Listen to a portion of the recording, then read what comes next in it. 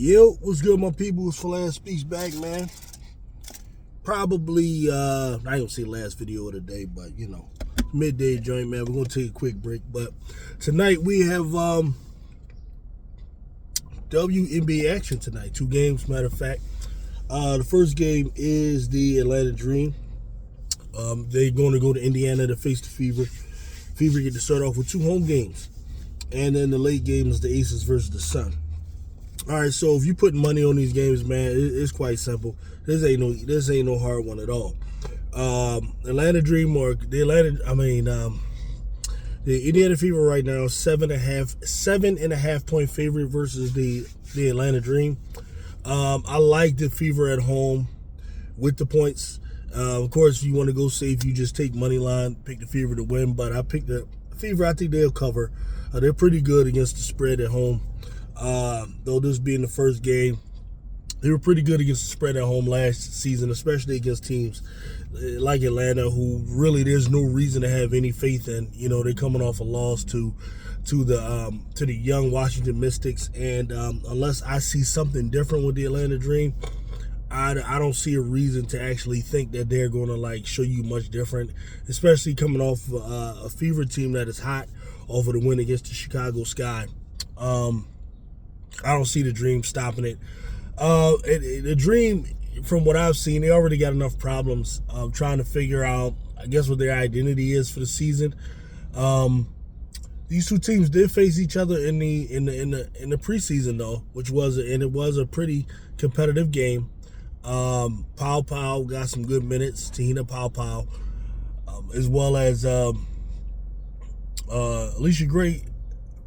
If I remember, did she have a decent game, Alicia Gray? The Bigs had a good game, though. Brittany Griner didn't play, but I remember the other Big had a decent game, Turner, right? So you assume Griner plays, but Aaliyah Boston is pretty effective against Griner, so I still expect the Fever to have the advantage there. It's hard to determine how many minutes they're going to go with Pow.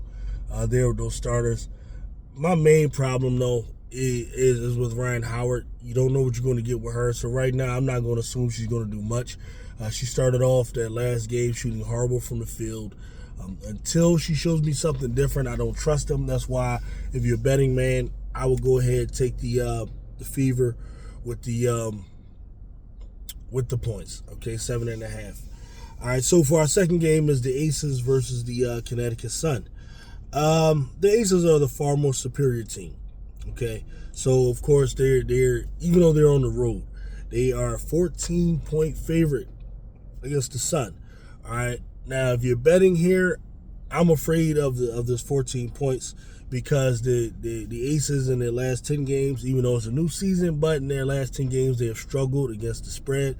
The Aces are actually 3-8 against the spread. So while they're going to win, your chances of being safe, you would take the Aces money line if you're adding it on to a longer parlay, or you would actually, you feel real frisky like me, I would take the Sun with the points in this situation. Aces will win, but I do not see them covering the spread. Now to speak a little bit more about each team, the Connecticut Sun have been, a little bit more competitive than people expect. They're fighting, without a doubt, but they just don't have enough, especially talking about the Aces team that are going to try to right the wrong.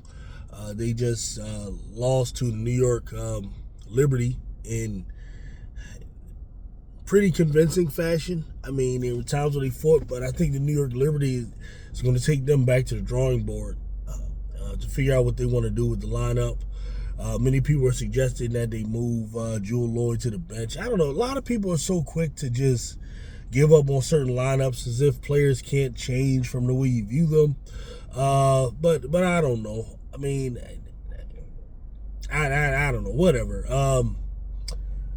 I think the Aces, it's just a matter of taking time. I think Jewel Lloyd and Jackie Young and